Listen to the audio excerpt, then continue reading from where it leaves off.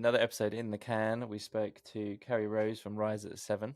It was amazing chat about PR, digital PR, and I'm trying to do this intro while Yo's on a massive delay. So if you hear some random noises that don't make sense, that's why. But we had an amazing chat about digital PR and SEO. Really interesting, eye-opening stuff about TikTok SEO, and how you need to be doing that right away. So even if you're not interested in SEO, there's a shitload of stuff in this episode that you wouldn't have considered before. If you're doing any kind of content creation, there's a lot to learn. And I actually took multiple notes during this of pieces of content that I am going to turn into LinkedIn content. So keep your eyes peeled for some of that. Yeah, no, that Carrie is the attention grabbing queen. Whether it's through digital PR or social SEO, she really understands people in general, and like how people search and how to get them interested in what you're selling in your brand. So yeah, it was great chat, lots of insights. She came through. So yeah, hope you enjoy. Make sure you follow the podcast to get more like this every week. And enjoy.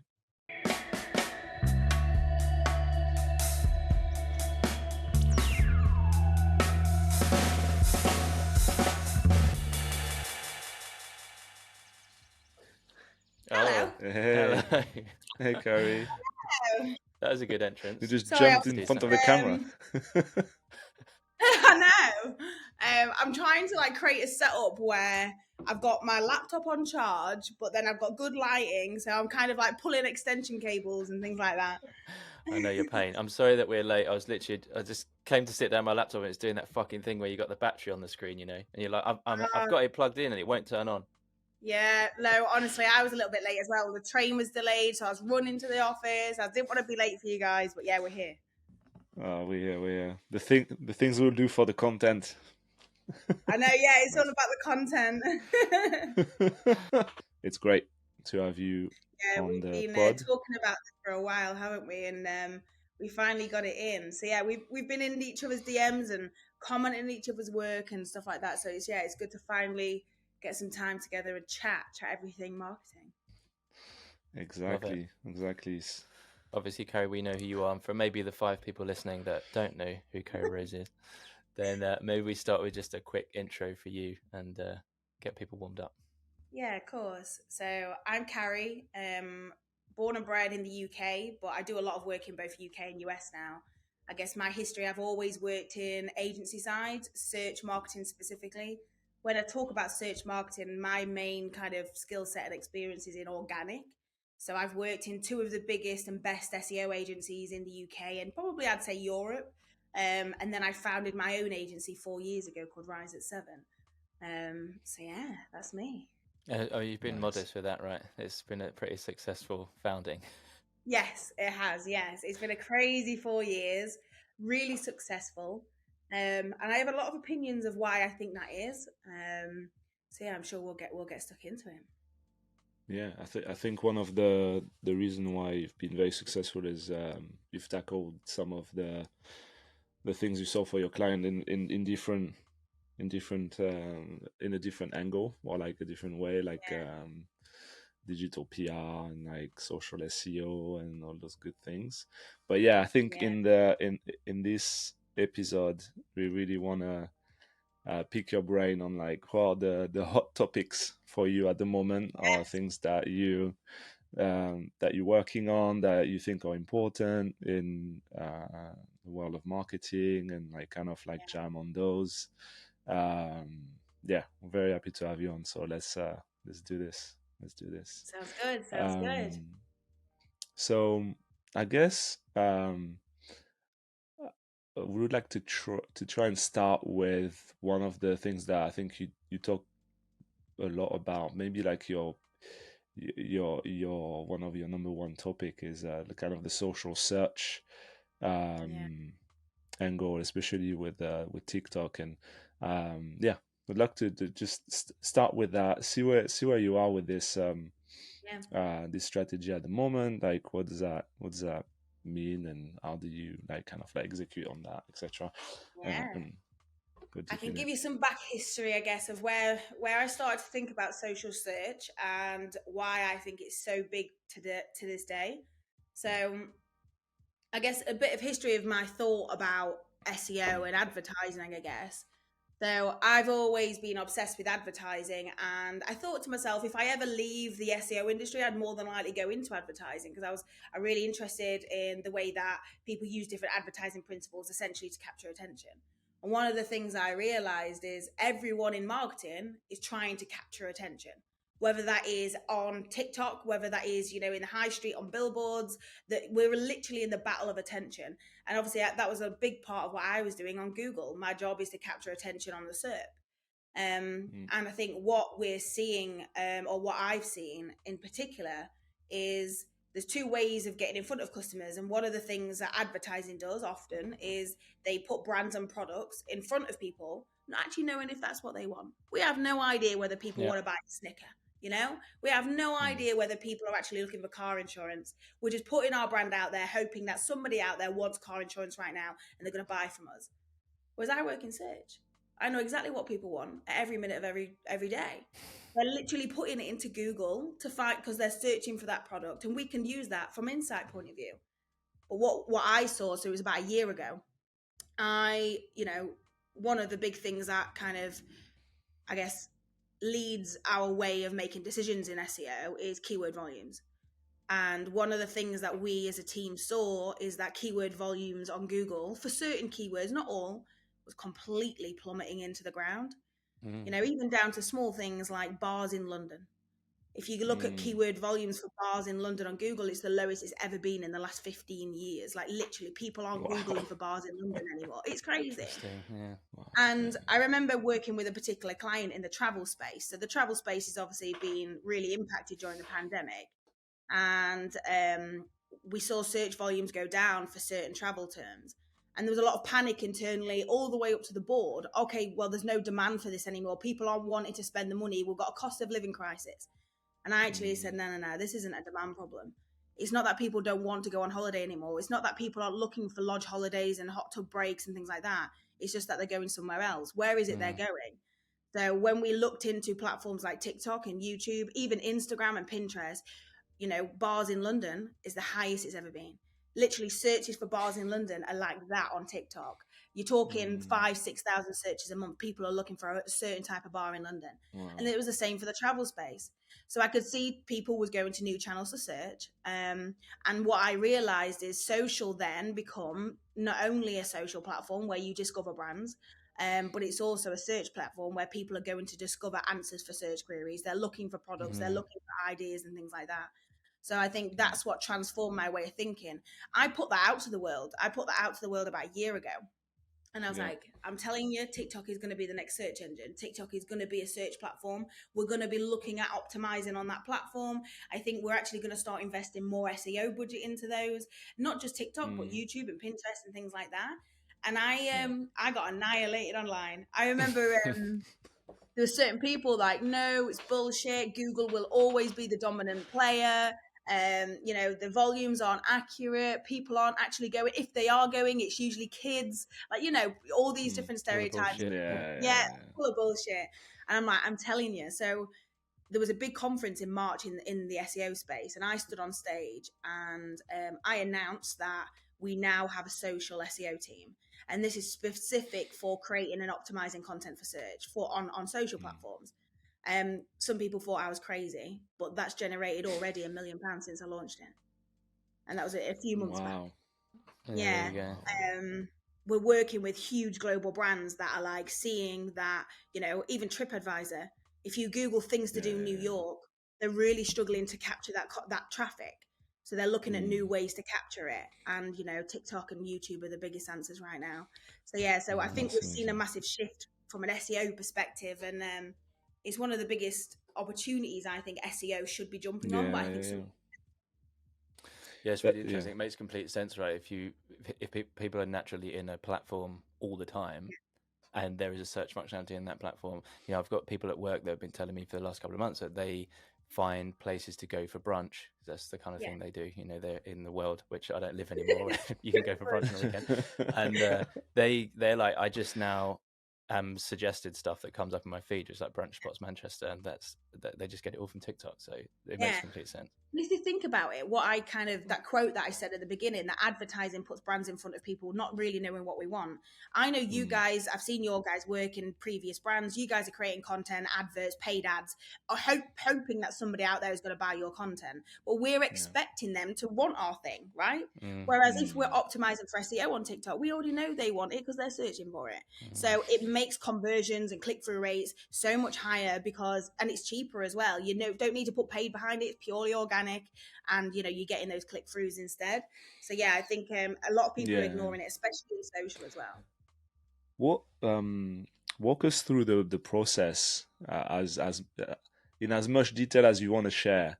How does it work if you're like a brand, whatever the size, and you want to like start optimizing for social SEO, let's say on TikTok, like what's the like 2-3 steps that you can do to like start capitalizing on some of these this traffic? So the first thing you do is keyword research. You want to find out what is it people are actually searching for on what channels, and then you break that down by intent. I guess what I would advise is go after the commercial terms first. So if the intent is to buy, they're looking for tickets for Eiffel Tower, or they're looking for things to do in Paris, you know, whatever it is, then people are clearly going to Paris. They're looking for things to do. They're in buying mode. I would do keyword research, break it down by intent, and go after those key commercial keywords first. So that's the first step. In terms of keyword research tools, the best ones at the minute is keywordtool.io. That's one of the best tools that we use. One thing I will say is that keyword volumes are different on every platform, but that's the norm anyway for SEO. If you go to Ahrefs or Systrix or SEMrush, the keyword volumes are going to be semi kind of different. But we are noticing they are pretty accurate in terms of search volumes on keywordtool.io is one of the best ones. So the first step is keyword research, break it down by intent. Then you need to be looking at creating content on a volume perspective. So it's not that you're going to create one video and it'll, you know, rank for that keyword and then off you pop. You may need to create 4, 5, 6 pieces of content, giving signals to TikTok's algorithm that, okay, you guys are experts when it comes to things to do Paris. So that's already a signal that you guys know what you're talking about. You're giving different suggestions. And then the third thing, once you've created the content, is optimizing it. So there's loads of little tips and tricks I can give you guys, but the captions is the most important thing. So putting the keywords in the captions. Long form is best. So if you can literally write out, you know, 100 to 200 words in that caption, that's the best. Wow. Another little hack is if you mention the keyword in the first 3 seconds, that's a signal to the algorithm that, okay, you are talking about this topic. So voiceover is one of the things. So if you're doing a lot of green screen content, if you mention the keyword in the first 3 seconds, that's the best thing. But ultimately, the algorithm has changed recently. It never used to be based on following or likes or you know, views or anything like that, and it still isn't to this day. But the only thing that the TikTok algorithm is taking into perspective is views. So if your content is the most viewed when it comes to recommendations of things to do Paris, for an example, then TikTok clearly sees this is a useful piece of content and puts it up to the top. So getting views, you can manipulate it, put a bit of paid behind it, and then you win. But that's ultimately the 3 simplest steps. There's obviously a lot more complication behind it, but to be honest, I don't think TikTok SEO is that complicated right now. Interesting. So paid, you can give yourself a little unfair advantage by putting a little bit of paid behind it to get those initial views up. Boost it, get the views up. Sometimes it doesn't work because the algorithm knows, wait, actually, there's a better piece of content out there. You put some paid behind this to boost it. There's a better authority talking about this topic. I think the algorithm's getting a lot better at like signals of trust and authority, if that makes sense. Whereas I don't think it used to be. I think it used to be quite simple. Whereas I think it's getting a lot more clever of understanding your wider content and what you talk about. But yeah, a little bit of paid may boost it and it'll hold it up to the top. But it's very similar to Google. So if you try rank on Google, you may get position 1, but tomorrow I might look at it and I'm now position 2. It does fluctuate. But it usually stays the same. So like if you type in Nuki onto TikTok, we rank for position 1, 2, and 3 for most of those terms. So Nuki, things to do Nuki, because we have a UK holiday brand. And they do fluctuate, but we've held it for about 6 months now. So yeah, it's quite strong. Wow. And in terms of longevity of content, when you're talking about TikTok content, like you generate a load at first to get the volume up there. Is it like a cyclical process of you have to keep producing more types, otherwise it's just going to fade out? Yeah. So we're on average, we're creating about 10 to 15 pieces of content a month per keyword. Oh, wow. Yeah. So scale. And this is organic. Yep. Sometimes we'll delete it. Sometimes we'll delete it if it doesn't perform from an SEO perspective, because it might get views and engagement, but what it can do is ruin your chances of ranking. So it's poor performing content from an organic point of view. Let's get rid. So it is about scale, but it is about trying to get signals of authority. One of the things we are doing as well is when you tie that with PR, and we're seeing that if you are, talking about things to do Paris in the media, and you're also creating content on TikTok, then that's also signals that the algorithm should be putting you up to the top. So I think TikTok's going to start taking off TikTok signals into the platform as well to ranking that content. That's interesting. Very interesting. And I think one of the way to know that TikTok picked up the topic or the keyword is that you see in the search bar, right? Like after a few hours, it shows up at the top, and that means you're somewhere on that page for that keyword. One thing that we've done recently at Nude, which is exactly that, we created a piece of content for Lifetime ISA, which is the account that we promote. We saw it got a nice amount of organic views. We pinned it at the top of our profile. We're getting questions, so I'm boosting it at the same time. So then we're getting more and more questions, and we're replying to those questions with like more and more videos. So then you're just overloading the search results for that particular topic or that particular keyword with your videos, and you're becoming the number one authority for that one. And then if you replicate that with like 10, 15, 20, I don't know, 100 keywords at scale, if you're a big company, then you have the budget to do that and the creators to do that, that you can go wild with this.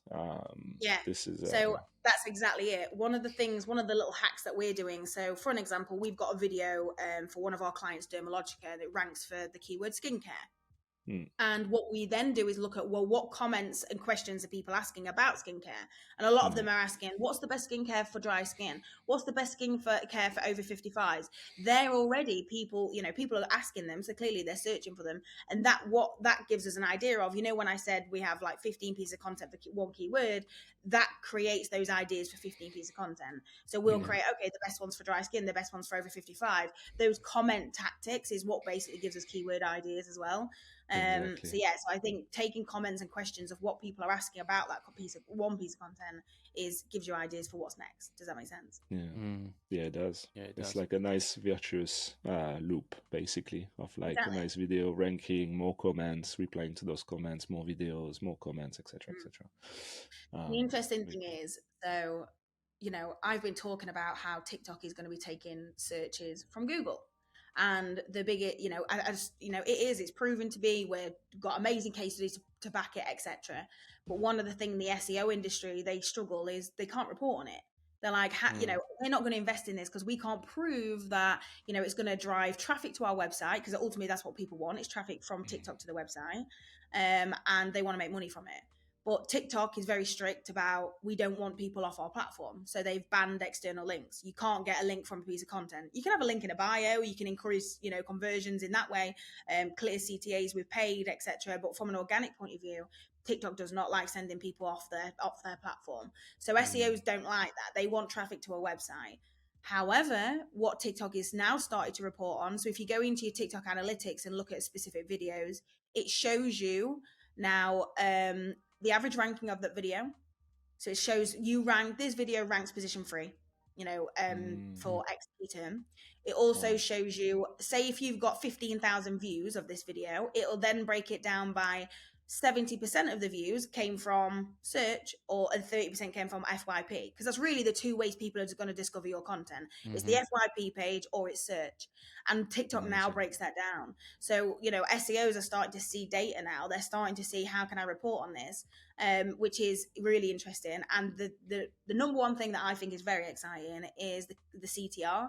So if you get position 1 to 3 on TikTok, the CTR is anywhere between 60 and 70%. Try replicate that on Google. Try to get that on Google. It's like Google on average, I'm talking 30 to 40 something like that. For number one, right? Yeah. Like you cannot replicate that. So it's very high click-through rates. People are clearly not just watching one video, they're looking at others and then getting ideas to make that purchase decision. So I do think more SEO reporting is coming from TikTok, and I'm seeing it daily. I'm seeing more features, and if you follow me on Twitter or LinkedIn, I literally tweet TikTok SEO update, and I'll share another one. Anything I see, I'm going to put out to the world because I'm seeing it daily now. Interesting. I mean, it makes sense that if you've got the TikTok pixel on your site, they'll be tying up and saying, visits to your site based on people that clicked on your, on your piece of content. One of the things we're encouraging, and I know you guys are in the game of performance, like you understand performance, you understand how to get people to do something, click on an ad and buy. Ultimately, when it's organic, they can't do that, right? They can't click on to go and go to a website. So what we're encouraging people to do is go to Google. So say if we have top 5 things to do in Paris, and the number one thing is a romantic boat ride through, Lake X. I'm just making this up off the top of my head, by the way. I have no idea if that's a top Sounds thing. Great. Yeah, I know, right? Say if that's one of the top things to do, obviously what we would do as a CTA at the end of the video is search X on Google. So say if it's search X Tour Viator or X Tour TripAdvisor, because then what you're doing is you're not just sending people to Google, because we can track that straight away, branded and product search. So people are looking for the product and alongside our brand, and we can clearly see, well, the activity we did is this thing on TikTok. So branded search and brand plus product search is the thing we're kind of encouraging people to do. And the good thing about that is, if more people are searching for your brand and your product, that's a signal to Google also to rank you higher. So if more people are looking for your product, your branded products, then when they're not looking for your brand, they're just looking for the product, Google's going to put you higher. So you get double whammy there, if that makes sense.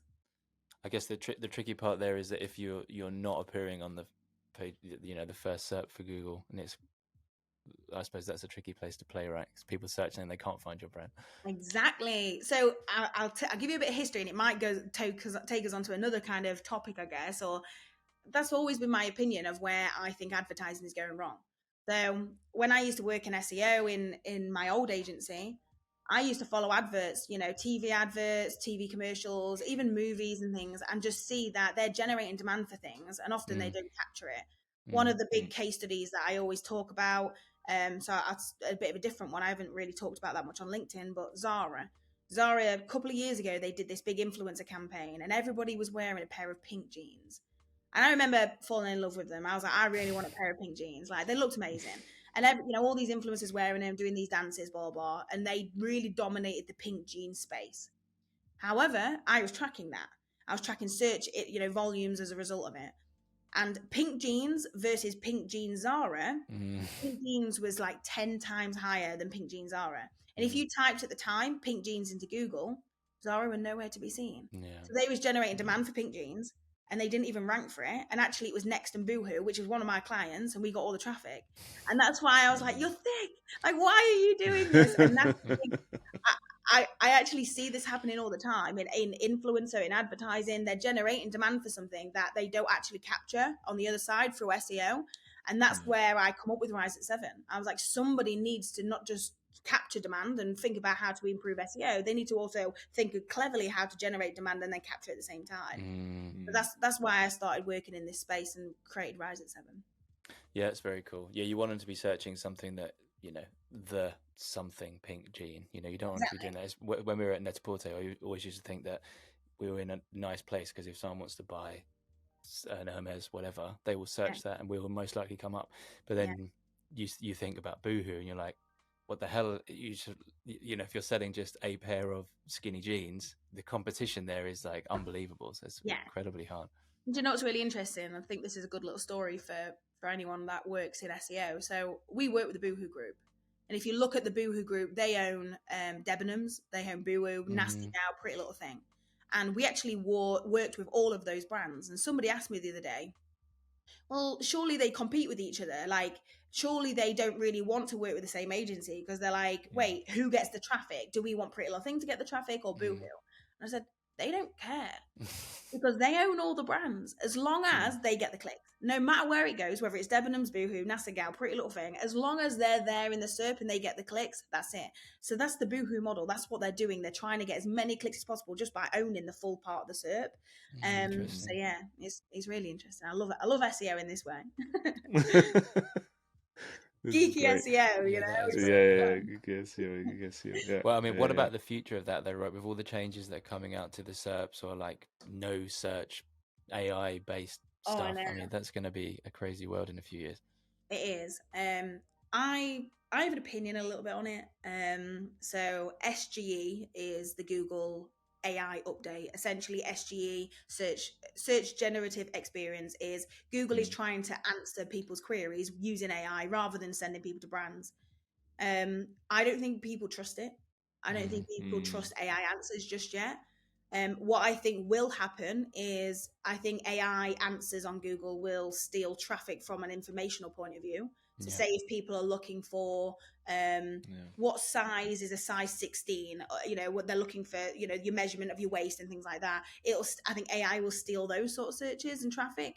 But if people are looking for a pair of pink jeans, I don't think AI is going to steal that one. I think, you know, people are going to be competing through, you know, both paid and organic.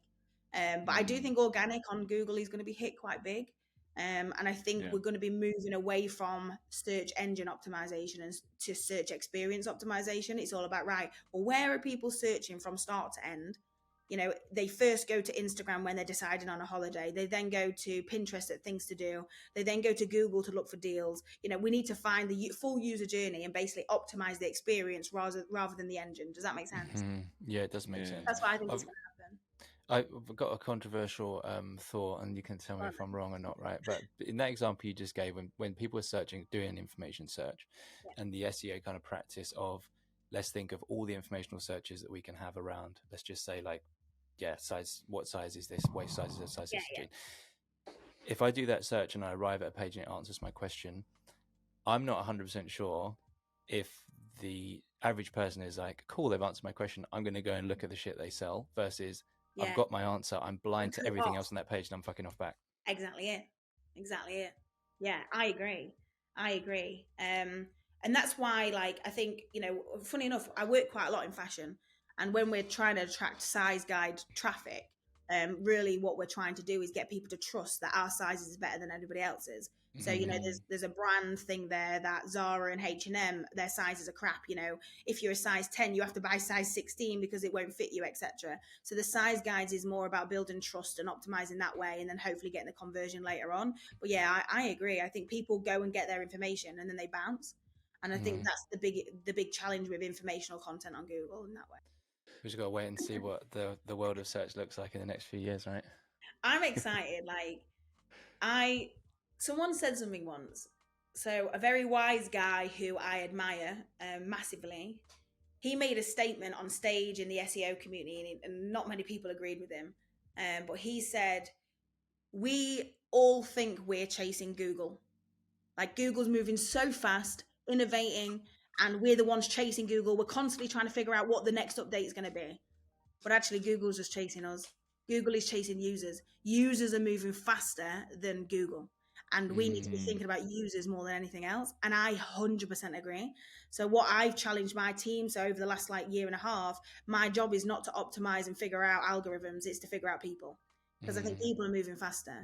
Like, one of the things I said to my team is, I always like this. We as humans, you know, we adapt, we evolve, etc. And one of the things we do is we make up our own keywords. So, you know, there's like slang words that we make up now for certain products, and even say things that you say to your friends. Well, these now are actually keywords people are putting into Google. So this is not Google innovating. This is literally people. People are calling certain products different things. So like we work with Pretty Little Thing, and one of the things that we saw that when people was buying joggers, you know, joggers, hoodies, like loungewear, we saw that people was actually searching for airport outfits. People was like, I want an airport outfit. And they classed that as an airport outfit. That was like their own little category they've built in their head. So we followed the consumer. Okay, well, they're calling it an airport outfit. We're calling it loungewear. But we created a category, and we're getting 21,000 visits a month off the back of it. Yeah, but that's the thing. I think consumers are moving faster than Google, 100%. Yeah, I agree. I mean, if you think about voice search, right, the way that we, just as you were talking there, right, you think about your average search. If you're trying to find something and you don't know what it is, but you can describe it, everyone does those weird, like Google's, you know exactly what to write the keywords. But if you're doing a voice search, it will actually be really difficult to replicate the type of thing that you type in that way. So, it's interesting. Will people adopt search in that way? Will people just be, fear change or move off to a different engine that isn't forcing them to do some weird, like, AI generated response? It's gonna be cool. There's a big debate as well at the minute of like whether TikTok is a search engine, because if you Google the definition of a search engine, what it basically says is a search engine pulls content from the web to give an answer to a search query. And everyone's saying, well, TikTok doesn't pull content from the web, it pulls content from its own platform. But I'm like, yeah, but there's a reason for that. And it's because Google's content at the minute, the World Wide Web, the content is, am I allowed to swear? It's shite. Yeah. Am I allowed to swear? It's shite. And that's the whole point. It's bouncing, people aren't getting the answers, it's full of ads that pop up, trying to click on and get an answer in a short time. And that's why people are going to new channels, because they can get, how to make a boiled egg in 15 seconds rather than reading a blog about it and getting loads of back. That's and SEO it's from people. Like a 600-word article. Yeah. It's like you said earlier. It's coming from people. It's people to people. It's a search engine, but it's full of people talking about the most random shit, and they like that. People like to consume that. Yeah, there's a guy in advertising called Dave Trott. I love his work. I love his opinion on advertising. And one of the things he said is, there's one form of media everybody forgets. So everybody's thinking the media is billboards, it's paid ads, it's TikTok, it's whatever. There's one form of media that everybody's forgetting, and it's word of mouth. And I think TikTok is the new form of word of mouth. It's other people saying this is the place to go. It's other people saying this is the best skincare, product for X. It's literally the new form of word of mouth. And I think that's what's making it powerful, is that user generated content of other people's recommendations, because ultimately users aren't trusting Google's recommendations anymore. Yeah, I love that. It's also that it's like, because you could say, well, Twitter is also, but the difference between Twitter and all the platforms and TikTok is that you can have 0 following on TikTok and your opinion can be seen by hundreds of thousands of people. Whereas if you've got no one following you on Twitter, then that's not going to be the case. So that's really cool.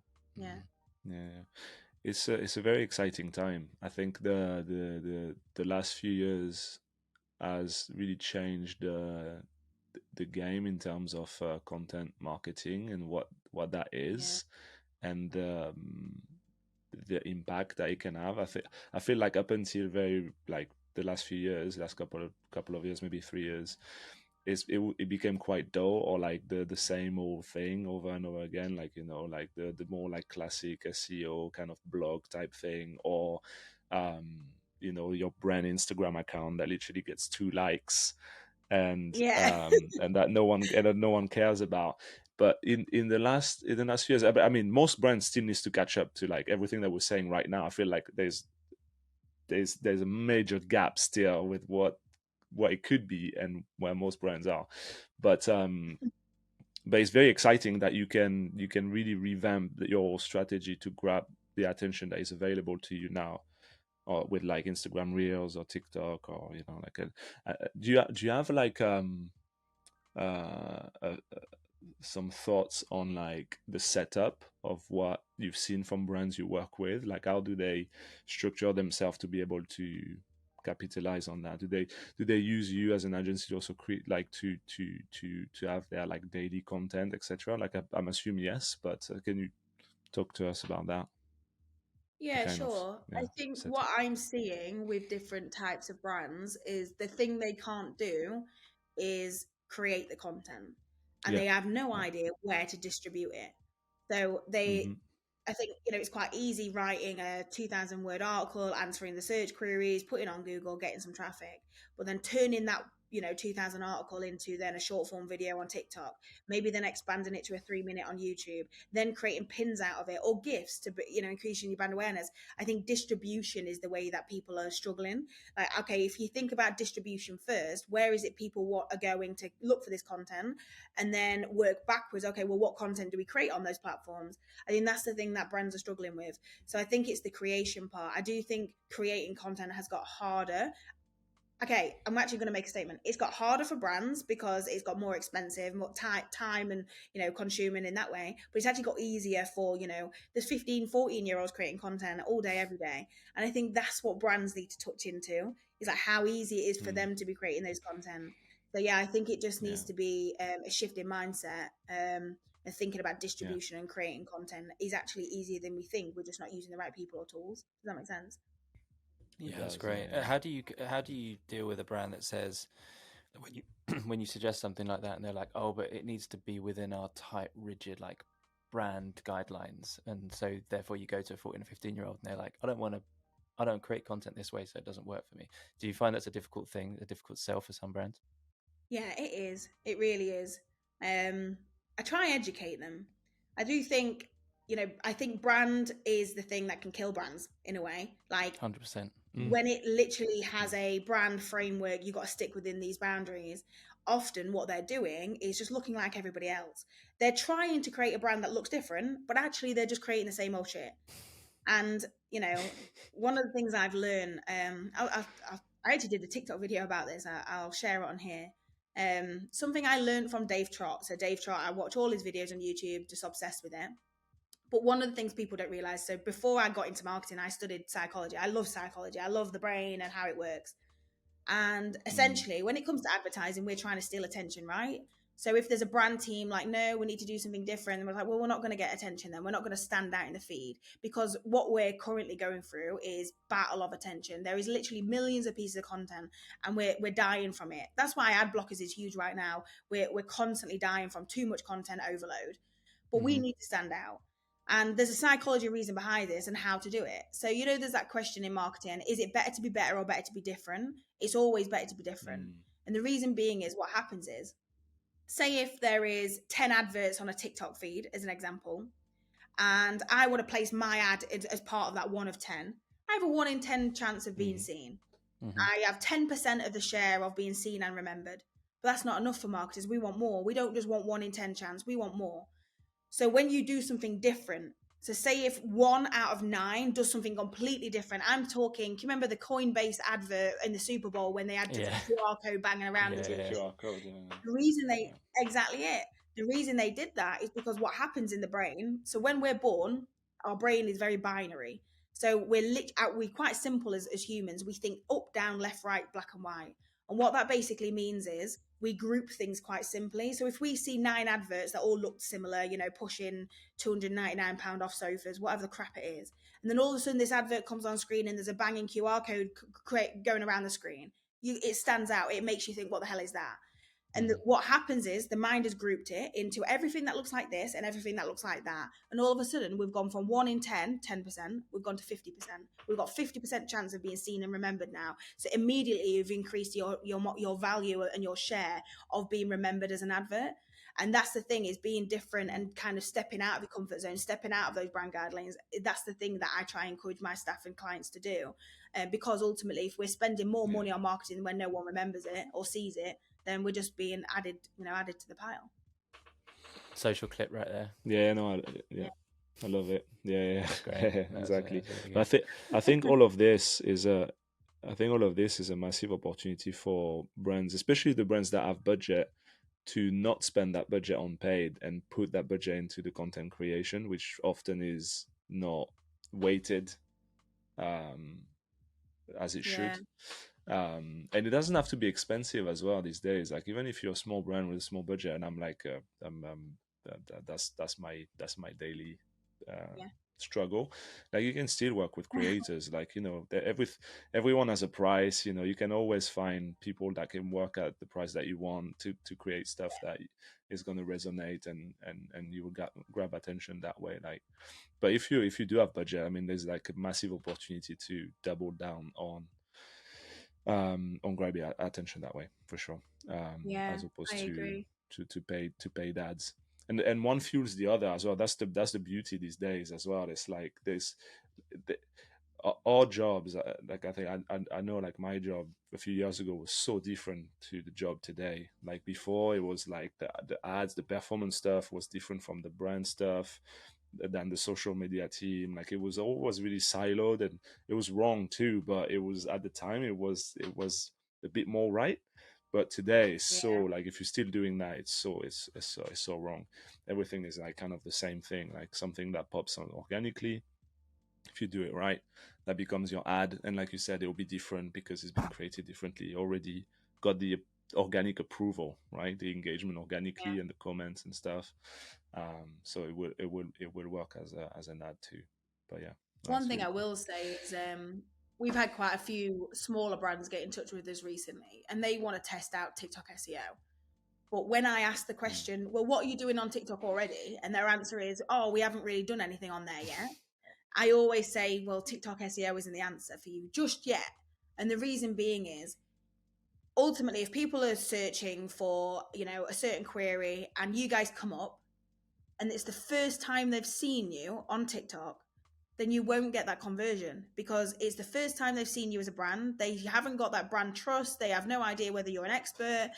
Although you rank, they want to see other people still talking about you. I would start there. I think the best marketing strategy is other people talking about your brand or product. 100%. I will always stand by that. There's no point us putting massive budgets about us screaming about how our skincare is the best skincare. We want everybody else saying our skincare is the best skincare. Yeah. And ultimately, I said to brands, there's no point investing in being more discoverable on TikTok until you've got people talking about you. Because if people are talking about you and then you come up when people are searching, that's where you're going to get the conversion. So there's no point doing it first, if that makes sense.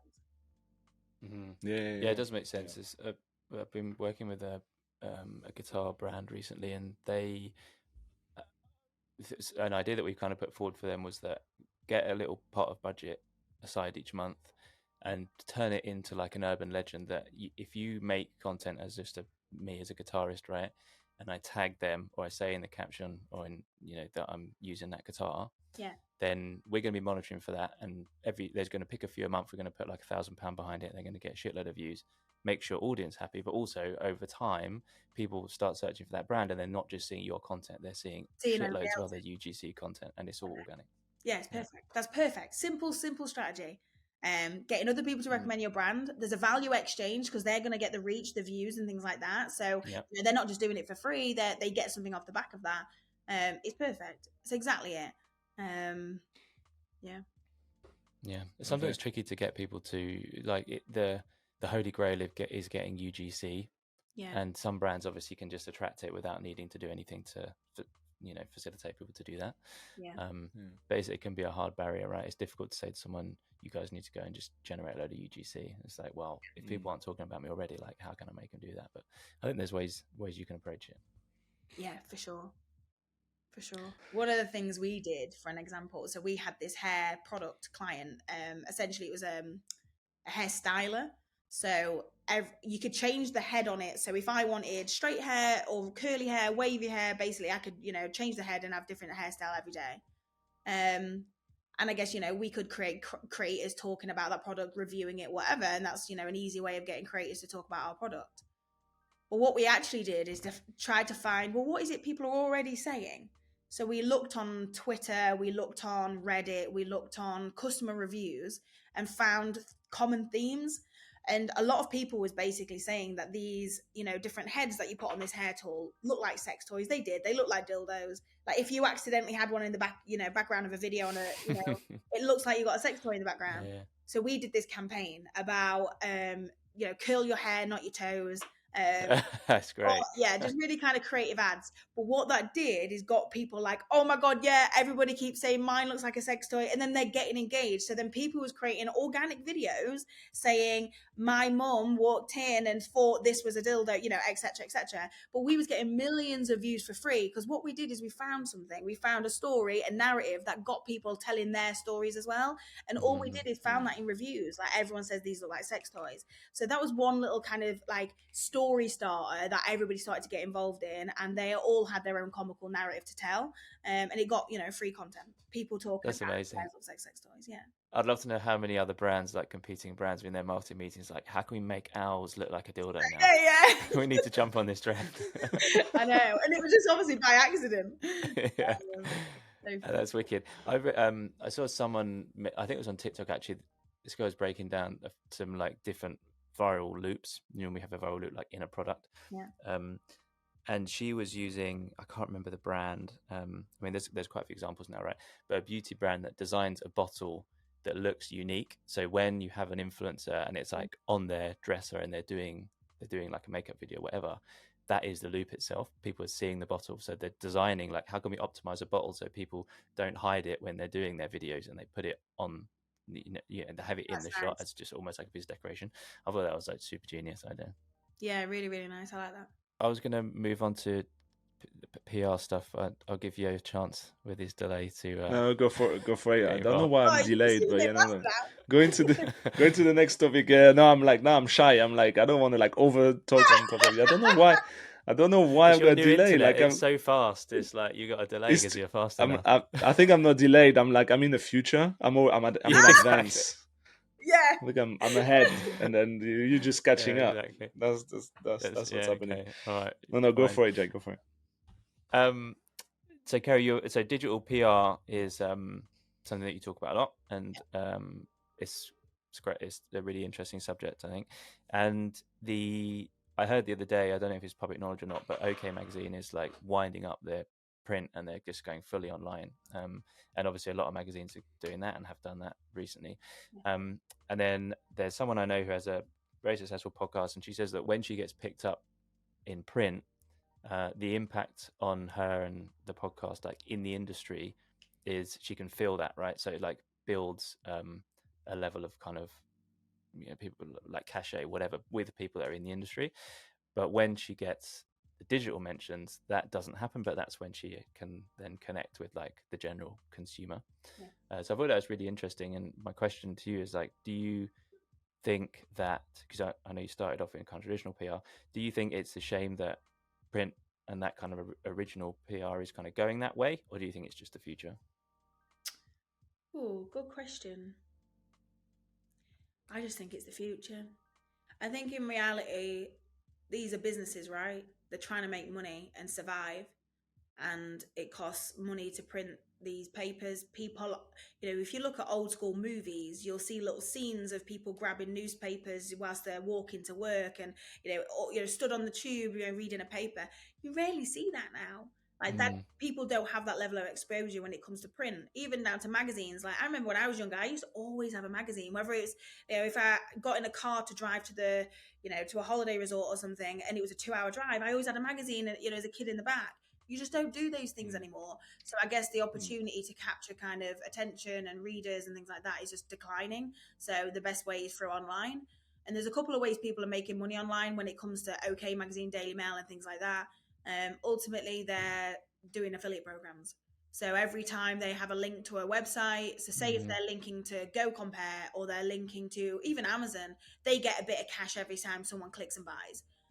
So, people are making mad money. I'm talking multi-millions of pounds every single month through affiliate programs. One of the things, I don't know if you guys watch this or see it, but Forbes and Independent, two big publications, they've gone really big on affiliates. So if you try Google things like, I don't know, best credit cards, because you're looking for a credit card, all of a sudden the Independent comes up and they're recommending credit cards. But actually, what you realize is they're optimized that piece, because when you click on to get Capital One credit card, they're making money every time you buy one. Wow. So they're really going big on affiliates. Forbes are doing the same when it comes to health keywords and things like that. But it's ultimately a business. They're trying to scale traffic. So affiliate programs is one, and then ad placements. So ad placements is, if you can get banners and stuff all over the advert. To be honest, I think the ad placements are annoying, and you actually don't make as much money through ad placements on the media when in comparison to affiliates. So yeah, I just think it's the future. I think people have to adapt. It's really interesting actually comparing national publications, and when I say nationals, we're talking BBC, Daily Mail, the big ones. If you look at those in comparison to maybe regionals, so regionals is your Manchester Evening News, your Liverpool Echo. Funny enough, we're seeing certain industries get more traffic from Liverpool Echo and sales than any national.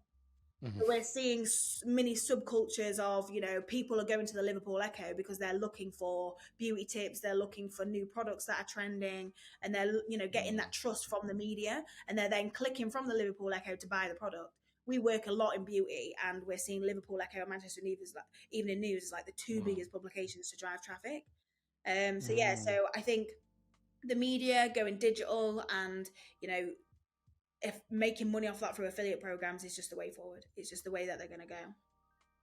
Yeah, it makes sense. That's interesting because I see in my local, so I live in Colchester in Essex, and I have literally never ever, I don't even know if it exists in print, but the Colchester Gazette, but in the local Colchester Facebook groups, every single article is in that group, and I find myself on that website all the time. Yeah, and it's huge. Like, look at, what did you say it was called? The Colchester Express Gazette, yeah. Colchester Gazette. I'm telling you, if you went on their Facebook, I bet there's like hundreds of thousands of people that follow it. I reckon, 60-odd thousand likes on every piece of article. It's crazy, but I think that's really the new form of community at the minute.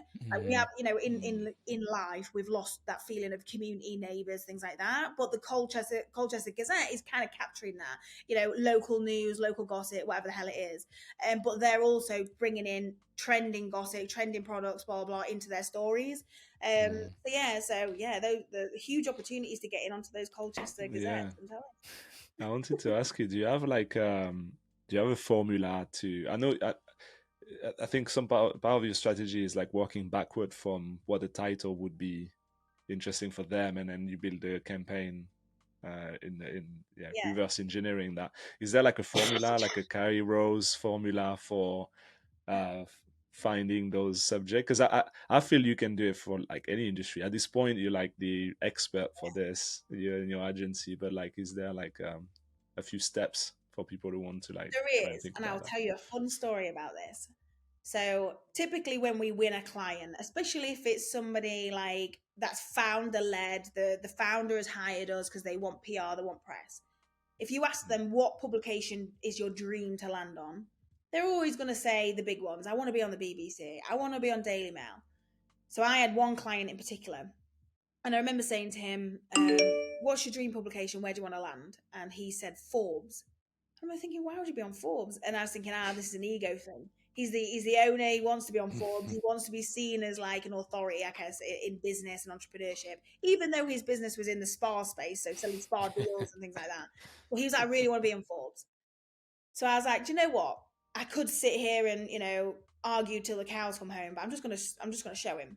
So the first placement we got for him was on Forbes. I said, I'll go get you on Forbes. Easy.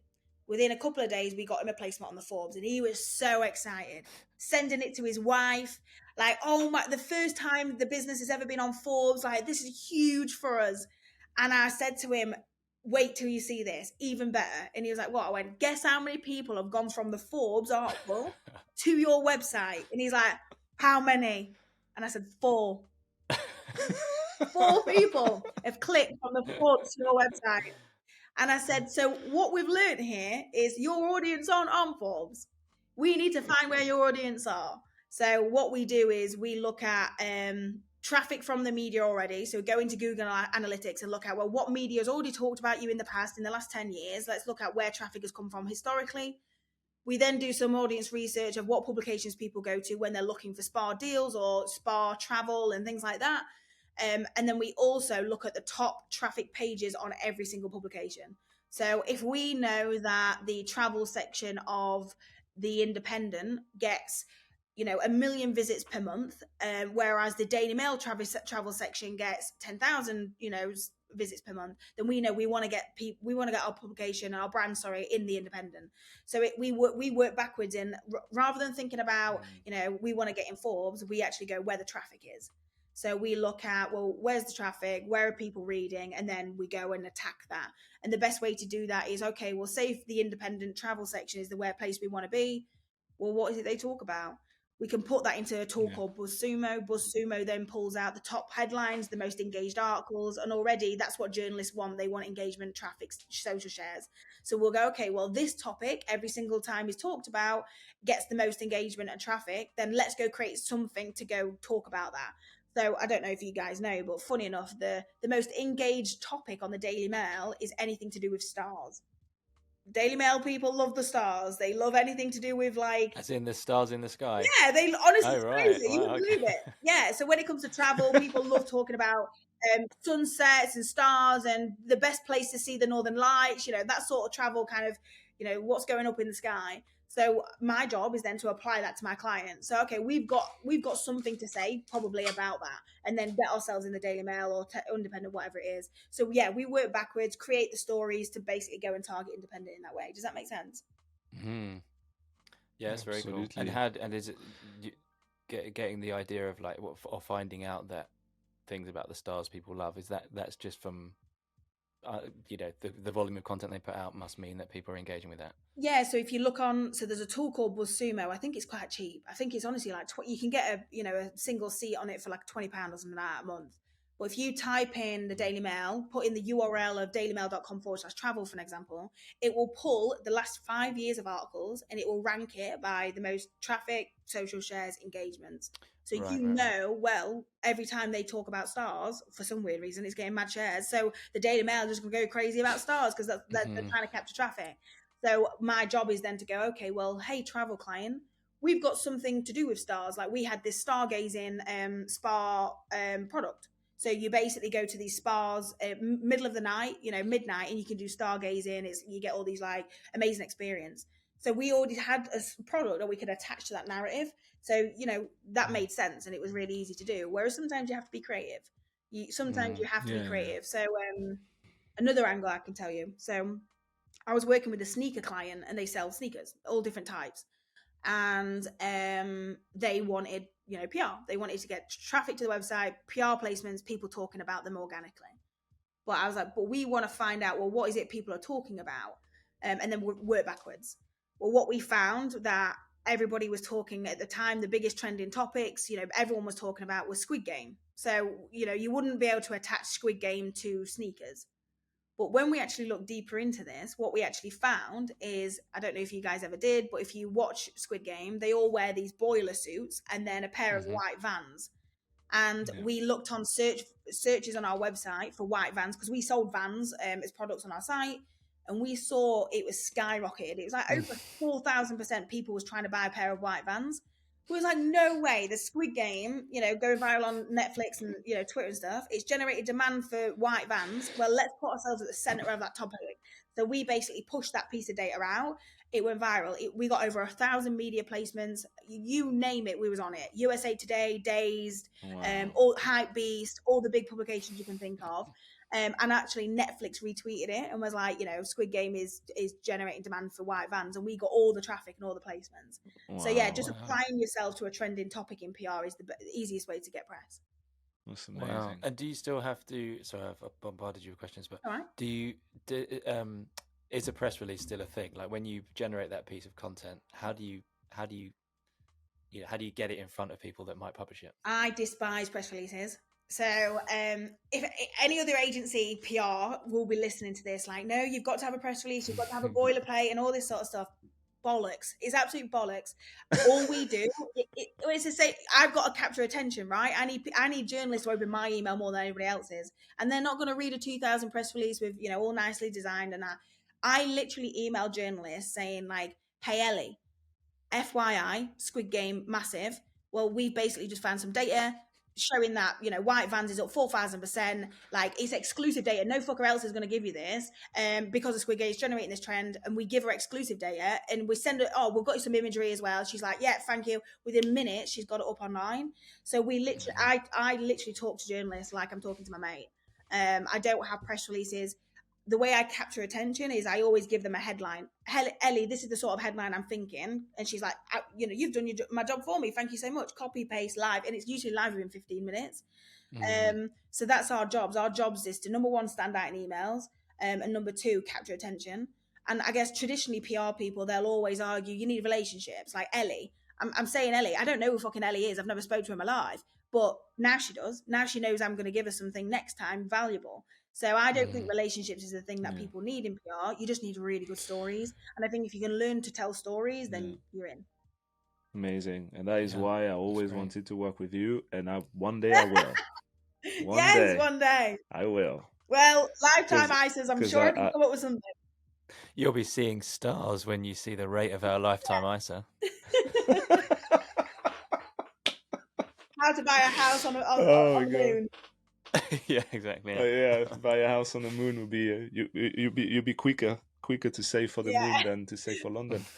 Yeah, this is great. This is great, and I agree with you. Like a lot of traditional PR agencies today, like, and some that I worked with recently, the last like 3-4 years, it's all the same bullshit. Like, Yeah, it is. It we need to honestly build a is. relationship. You won't see any results for the first 4 or 5 months. Yeah. Then It's you just an excuse it to attract. takes weeks to put like a press release together, and Yeah. then they push out. They're like, oh, we didn't have the right relationship, and like they decided to go another way. Oh my gosh, it's a pain. It's a pain in the ass. Like PR has It been a is. pain in my ass my whole career in marketing. I never cracked Yeah. it. So yeah, It's it your seems job like to figure you. it out. Yeah. Yeah, It's funny yeah. because, so I'm quite strict with it. So, I only know this because I've spent 10 years getting it wrong. I've spent 10 years writing press releases, Mm, telling my clients it'll take 4 months, that, oh, I ain't got I've spent 10 years doing that. And what I've, mm, spent the last kind of, I'd say 5 years in particular is, right, this isn't working. Let's try something mm, different. So when I started my agency, to be honest, I think one of the fastest ways I scaled it is, have you ever seen Wolf of Wall Street? Mm-hmm. There's a scene in it where he writes a script and he basically tells all the idiots in yeah. the trading thing, and Mm-hmm. they're like, follow this, don't go out the lines, and they all like follow it word for word. That's kind of what I did. I wrote a script of, Yeah. this is how I write press releases, this is why I follow it, don't go out the lines, this is the tools I use, all the way from A all the way to Z. And it was like Mm, a golden handbook that I gave to my staff. So I was able to get young talent in that have never done PR. mm, They followed my process and they was going, getting viral press like 24/7. And I'm like, yeah, but it took me 10 years to figure that out. So follow it. Mm. And, I have yeah. hired staff that have come in and argued my process. They've said, I don't agree with it. Like in my old business, we didn't do it that way. And I am quite strict, Mm, to be honest. I'm going to put my hands up and I'm like, well, this is how we do it because I know it works. And I'm constantly mm, innovating that process. So yeah, I do think we're quite unique in what we do, but I think your job is to figure it out. Just like paid, if you do an ad and it doesn't convert, then you go do an A/B test of something else, right? And I think that's what PRs don't take on their yeah. shoulders, is their job to figure it out. Amazing. Well, Carrie, Are the we at legendary Carrie time? How long Rose, we have? you delivered. Yeah, it's been an hour. We don't want to take too much I of your expect time, nothing. Thank you. and yeah, no, thank you for coming on. That was amazing. Lots of Been great great, insights, and yeah, no, Right. loved it. Thank you very much. Really good to meet you both as well. Carrie, where can people find you? Where would you like people to find you? That sounds weird, but you know what I mean. Yeah, Carrie Rose PR on most channels, or Carrie Rose on LinkedIn.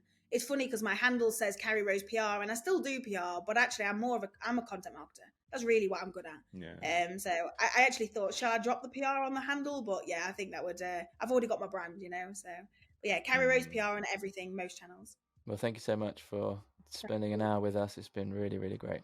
Thank you.